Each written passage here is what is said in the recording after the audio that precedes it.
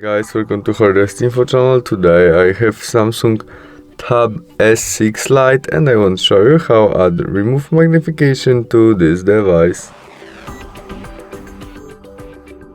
To do it, open Settings application where we look for our accessibility selection, and there we must tap on our vision, which is right there, and scroll and look for our magnification. Now we must turn on it by switch on, choose option to activate it, maybe tap accessibility button and confirm by OK.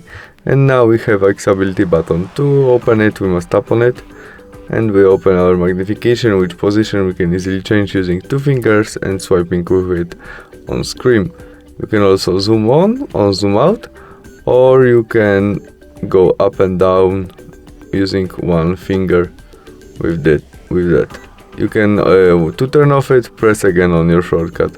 And that's all. Thanks for watching. Bye.